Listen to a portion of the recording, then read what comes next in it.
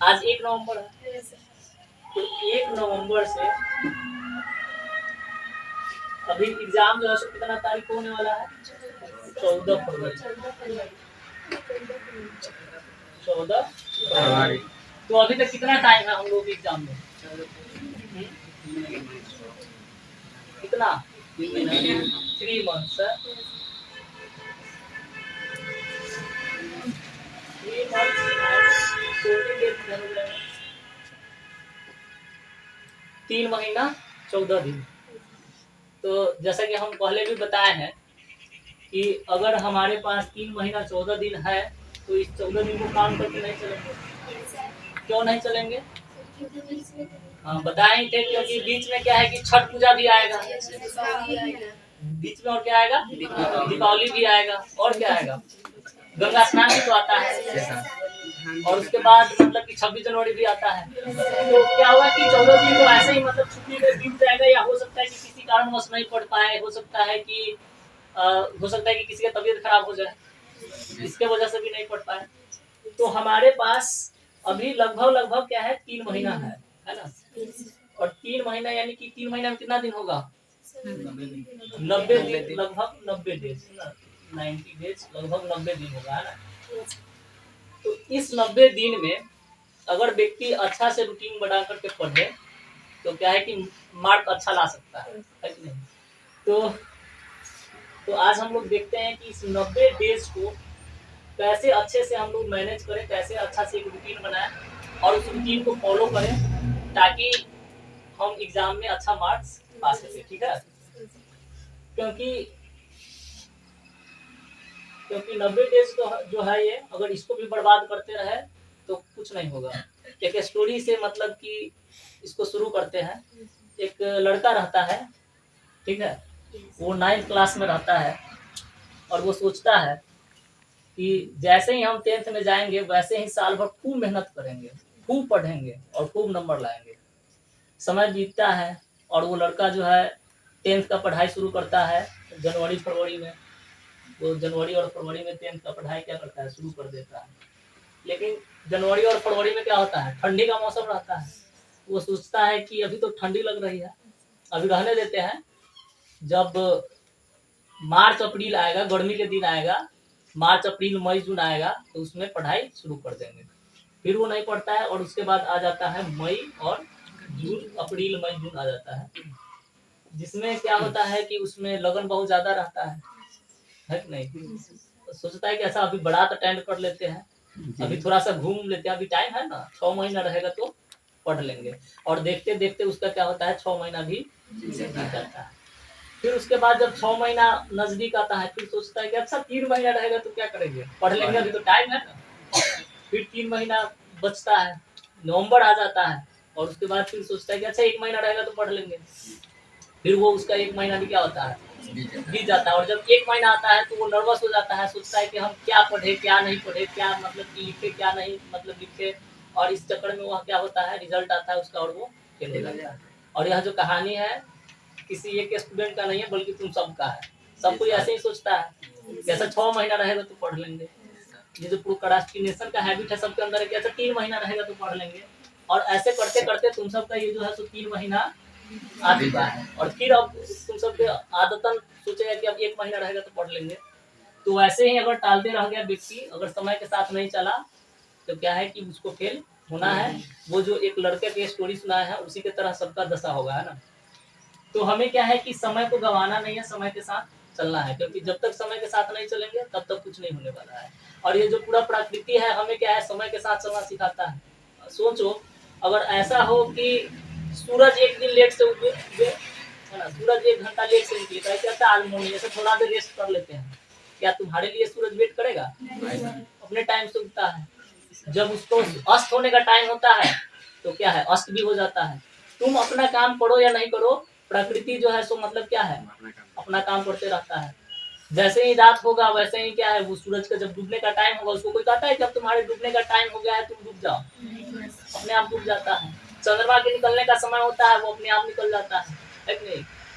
मौसम बदलने का अगर समय होता है, जैसे ही ऋतु, जैसे गर्मी बीत जाता है उसके बाद क्या है, बरसात ऋतु आ जाता है, वर्षा ऋतु जैसे ही समाप्त होता है जाड़ा आ जाता है। कोई इसको कहता है कि तुम्हारे आने का अब समय हो गया है, तुम काम करो या ना करो, वो अपना काम हमेशा करते रहता है। तो अगर समय के साथ हम भी चलेंगे तो हमारा जो है सो काम समय के साथ हम आगे बढ़ते रहेंगे। अगर नहीं करेंगे तो वही बात, बहुत पीछे छूट जाएंगे, सोचेंगे कि 6 महीना रहेगा तो कर लेंगे, 3 महीना रहेगा तो कर लेंगे, और ऐसे ही करते करते समय बीत जाएगा, टाइम आ जाएगा नजदीक एग्जाम का, और हम क्या है नहीं कर पाएंगे, है ना। तो और अगर अभी से भी अगर तैयारी शुरू करें तो अभी से भी काफी टाइम है। अगर 90 दिन को अगर हम बहुत अच्छे तरीके से प्रॉपर तरीका से अगर यूज करते हैं, अच्छा से हम इसमें पढ़ते हैं, तो 90 दिन बहुत टाइम है। मतलब इसमें आदमी आराम से फर्स्ट कर सकता है, फर्स्ट से भी ज्यादा अच्छा नंबर ला सकता है अगर 90 दिन को प्रॉपर तरीका से यूज करे तो। कैसे? अब इसके लिए क्या है कि अपना रूटीन बनाना है, बताते हैं कैसे बनाना है।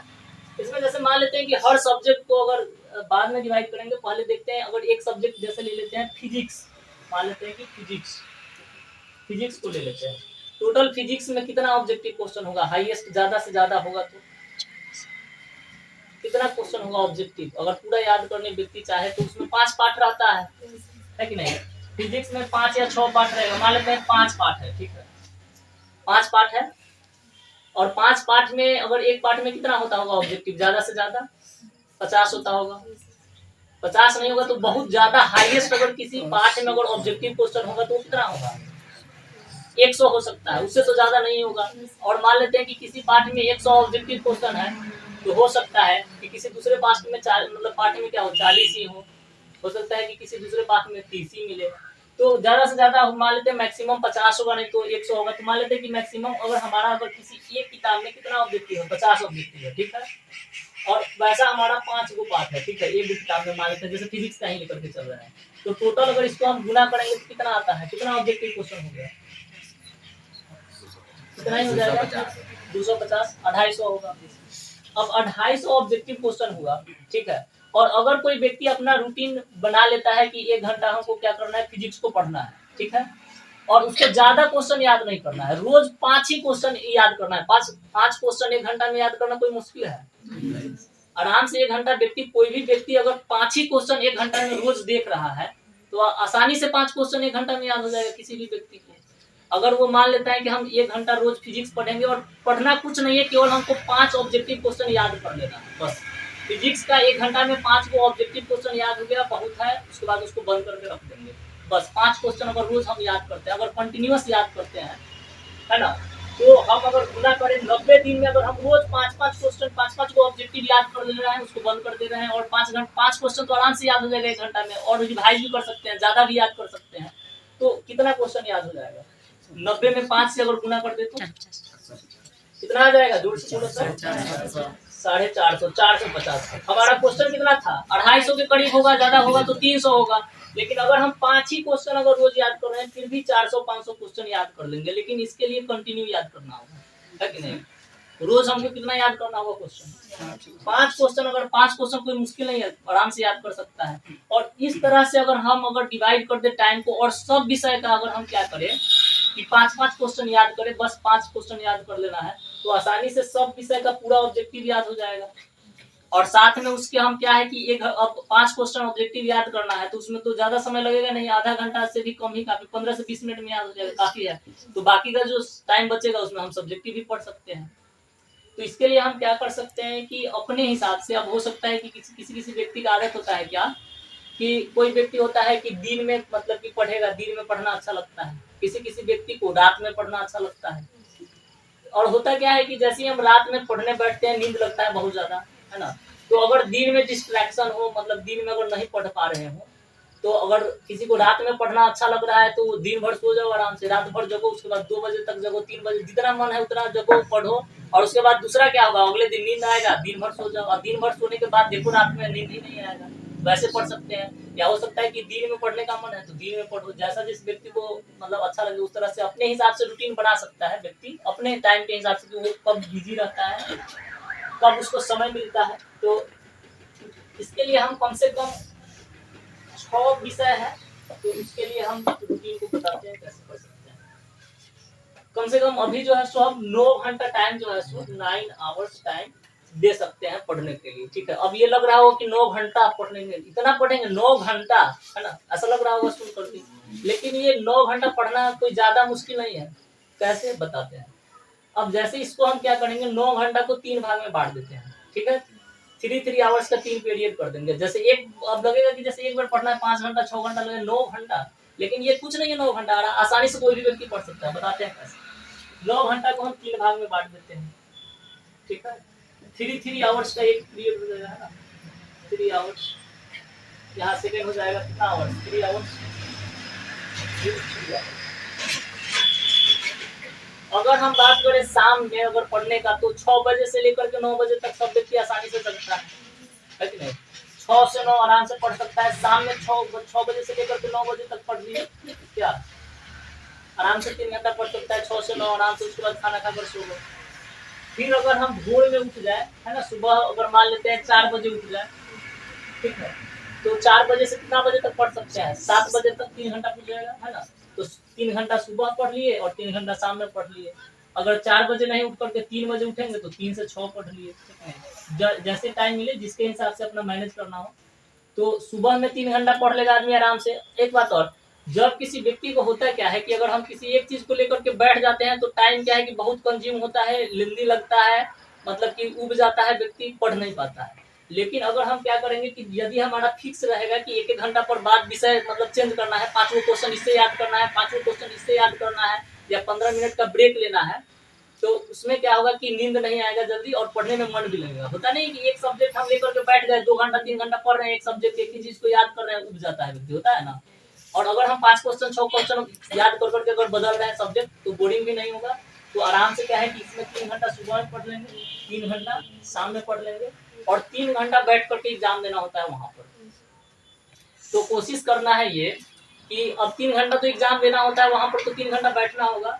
तो अभी से ही मतलब कि जिस टाइम में एग्जाम होता है, जैसे होता है ना 9 बजे से लेकर के 12 बजे तक एग्जाम होता है, या फिर 1 बजे से लेकर के 4 बजे तक होता है, या 2 बजे से लेकर के 5 बजे तक होता है एग्जाम, है ना। तो जिस टाइम में एग्जाम होता है तो उस टाइम में तो बैठ करके लिखना पड़ेगा ना एग्जाम में। तो कोशिश करना है अभी से 3 घंटा कि बैठ करके क्या करें, इसको बैठ करके क्या करें कि इसको मतलब लिखने का प्रयास करें, है ना। एक जैसे कि इसमें 3 घंटा या तो मैथ बनाए, है ना, दिन में ये यहाँ पर बैठ करके 3 घंटा या तो मैथ्स बना लो, कोई एक सेट उठाओ मैथ्स बना लो, या तो हम क्या कर सकते हैं कि कुछ लिखने का काम करो, है ना, 3 घंटा, ताकि राइटिंग प्रैक्टिस भी हो जाए। तो दिन में हमको क्या करना है, लिखना है 3 घंटा बैठ करके, किसी भी प्रीवियस ईयर सवाल उठाएंगे, मतलब पिछला साल जो पूछा हुआ क्वेश्चन है उसको उठाएंगे, या 5-10 याद करके रखेंगे क्वेश्चन को, और उसके बाद लिख करके देखेंगे कि 3 घंटा में हम पूरा लिख पा रहे हैं कि नहीं, कि जो याद है हमको क्वेश्चन उसको 3 घंटा में पूरा लिख पा रहे हैं कि नहीं, ताकि लिखने का हैबिट हो जाएगा 3 घंटा बैठ करके, क्योंकि वहां पर तो एग्जाम में 3 घंटा बैठ कर लिखना होगा। तो ये क्या है कि इसमें या तो मैथ बना सकते हैं या लिख सकते हैं। और बाकी का बच गया, इसमें कोई भी 3 सब्जेक्ट ले लेंगे, जैसे मान लेते हैं इसमें कुछ भी अपने हिसाब से रख सकता है व्यक्ति। इसमें 3 सब्जेक्ट रख लेते हैं, फिजिक्स, केमिस्ट्री और इसमें बायोलॉजी, ठीक है। तो कोई भी 3 सब्जेक्ट हो जाएगा इसमें, और इसमें भी कोई 3 सब्जेक्ट रख लेंगे, हिंदी, संस्कृत, सोशल साइंस,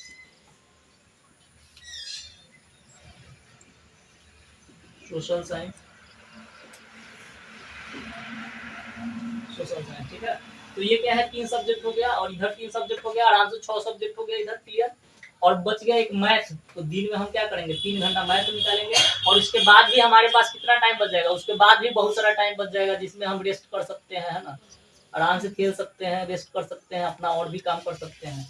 तो इतना मतलब टाइम निकालना और पढ़ना कोई ज़्यादा मुश्किल नहीं। और रोज अगर 5-5 क्वेश्चन भी हम याद करते हैं तो मालूम चलेगा कि 90 दिन के लास्ट जब होगा तो हमको पूरा का पूरा क्वेश्चन याद कर चुके रहेंगे और पूरा याद हो जाएगा।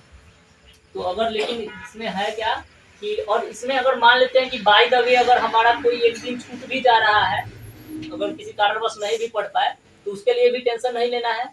क्यों? क्योंकि वो इन तक समाप्त होते होते हम लोग पढ़ लेंगे, कि क्योंकि 14 दिन पहले ही हम इसमें हटा चुके हैं। तो अगर इस रूटीन से हम पढ़ते हैं तो क्या है, अच्छा मार्क्स ला सकते हैं, और हमको लास्ट में क्या है कि टोटल क्वेश्चन याद हो चुका रहेगा। और ज़्यादा से ज़्यादा क्वेश्चन मतलब कोशिश करना है कि क्वेश्चन को याद करने से ज़्यादा हम उसको समझें, और उसी आधार पर दूसरे क्वेश्चन को बनाएं। जैसे एग्जाम्पल के लिए मान लेते हैं कि दे दिया है कि किसी अवतल दर्पण का फोकस दूरी दिया हुआ है कि 5 मीटर है, और पूछा गया है क्वेश्चन कि उसका वक्रता त्रिज्या कितना होगा, तो कितना होगा? किसी अवतल दर्पण का फोकस दूरी अगर 5 मीटर है तो उसका वक्रता त्रिज्या कितना होगा? 10 मीटर हो जाएगा। दोगुना हो जाता है फोकस दूरी, 10 मीटर हो जाएगा। तो ये तो जैसे एक क्वेश्चन अगर हम इस तरह के देख रहे हैं तो ये नहीं कि हमको याद करके चलना है कि 5 मीटर मतलब त्रिज्या है, तो मतलब कि अगर वक्रता अगर मान लेते हैं 5 मीटर फोकस दूरी है तो वक्रता त्रिज्या क्या है कि 10 मीटर होगा। तो ये याद नहीं करना है, इसको समझ के रखना है कि जो वक्रता त्रिज्या होता है वह क्या होता है, क्या होता है, दोगुना होता है। तो अगर 5 के जगह पर कोई बदल के अंक दे रहा है, 8 दे रहा है तो क्या करेंगे, 8 से 16 हो जाएगा। 32 दे रहा है तो 32 दूनी 64 हो जाएगा। तो इस तरह से ज्यादा कोशिश करना है चीजों को कि समझना है, रटने से ज्यादा समझने पर ध्यान देना है। एक बार स्टोरी बताया होंगे कि एक गुरुजी के पास एक मतलब कि बहुत सारा कबूतर रहता है मंदिर के ऊपर, ठीक है। तो वो क्या है कि कहीं जा रहे होते हैं तो वो टोटल कबूतर को सिखाते क्या है कि देखो शिकारी आएगा, जाल बिछाएगा, दाना डालेगा, फंसना नहीं, है ना।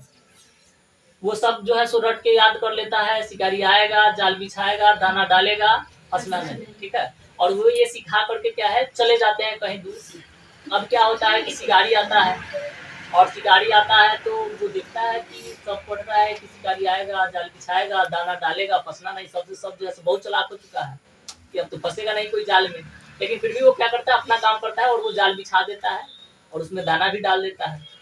और क्या होता है कि जितना भी कबूतर रहता है सब उड़ते हुए आता है, दाना जो है सो वहां पर खाने लगता है और जाल में फंस जाता है। और जाल में फंसा हुआ है और अंदर से वो पढ़ रहा होता है, क्या पढ़ रहा होता है, शिकारी आएगा, जाल बिछाएगा, दाना डालेगा, फंसना नहीं, है ना।